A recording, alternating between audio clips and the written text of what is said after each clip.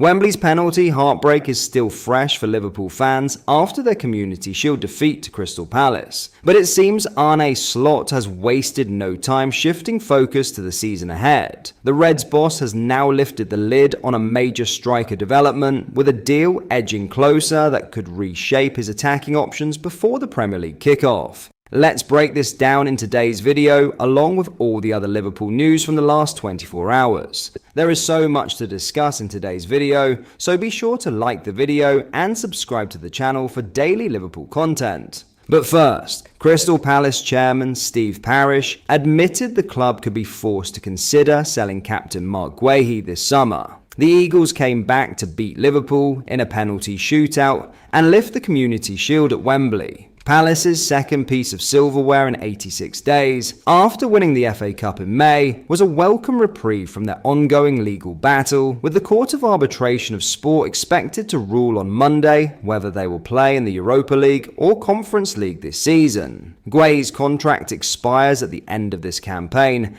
and Sunday's opponents, Liverpool, are thought to be frontrunners to secure the signature of the 25-year-old England defender. Yes, I mean, we'd have to, of course, said Parish, who is also co-owner, when asked if he would seriously entertain tempting bids for his skipper over the next 3 weeks. For players of that caliber to leave on a free, it's a problem, no doubt about it, unfortunately. We had one bid last summer, but Joachim Andersen went to Fulham, and we couldn't afford to lose both of them. We then had another bid in January, but that was a difficult situation as well, and the player had a point of view on that one. So we just have to see what happens, but it needs a new contract or a conclusion of some kind. Guehi, suffering from cramp, came off late in second half stoppage time at Wembley. It was his replacement, 21-year-old Northern Ireland international Justin Devaney, who ultimately fired home the winning penalty in the 3-2 shootout after the sides remained locked in a 2-2 stalemate at the end of normal time.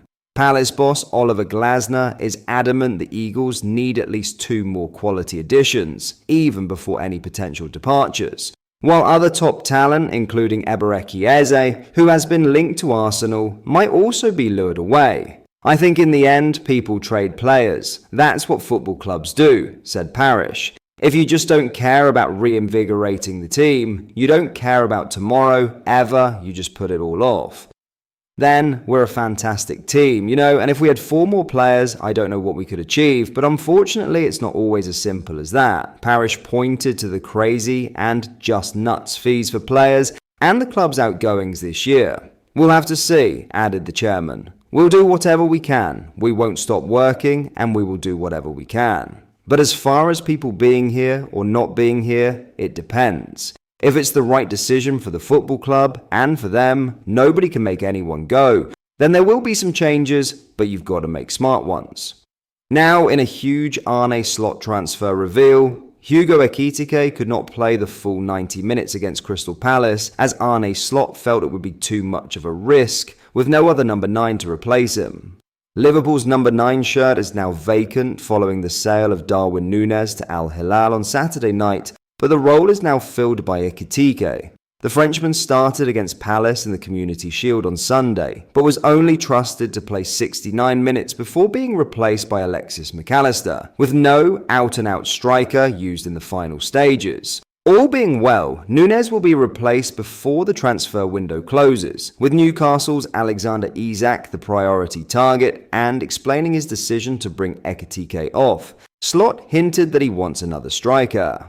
I think it's always nice to score a goal, not only for him, but also for Jeremy Frimpong. If you start your career at a new club, Slot told reporters, with a £79 million signing opening his account within 4 minutes at Wembley. But it would have been even nicer to win a game of football, because I think that's more important than scoring a goal. He had a good impact, but he's also an example of a player who came, I think, 2 weeks ago on our Asian tour.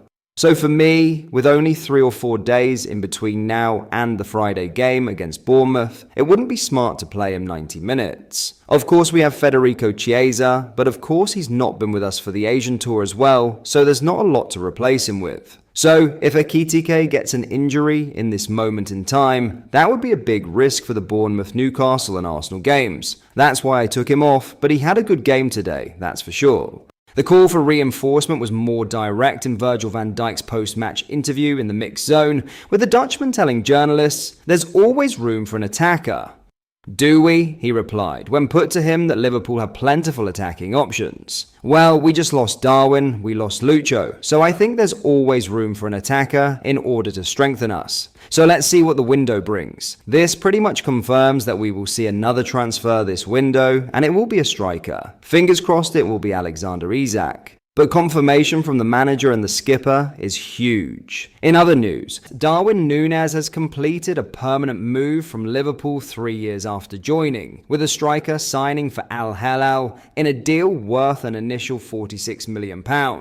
Nunez captured the imaginations of supporters when he arrived at Liverpool from Benfica in a club record £85 million deal in 2022. But 3 years on, the Uruguayan has left for Saudi Pro League side Al Hilal, having failed to live up to expectations. Liverpool agreed a transfer worth an initial £46 million earlier this week, which, despite being a loss on their outlay from 3 years ago, represents a sizable profit on their books. After undergoing a medical at their training camp in Germany on Friday, Nunez's switch to Al Hilal is now official. The deal will rise further with add-ons built into the club's agreement. LFC News understands Nunez had already pushed for a move to Saudi Arabia in January amid strong interest from Al Nassr, but Liverpool rejected all advances mid-season as they were eager to avoid weakening their squad during a campaign which ended with Arne Slot's side lifting the Premier League title. There were further advances from Serie A this summer, with Napoli seeing an offer rejected, having failed to present a realistic package both in terms of transfer fee and payment structure. With Al Hilal backed with significant funds and Nunez a priority target for head coach Simone Inzaghi, Liverpool were able to strike a deal which came close to their valuation. Nunez scored 40 goals and assisted another 22 in 143 appearances for the club, but struggled to hold down a first-choice role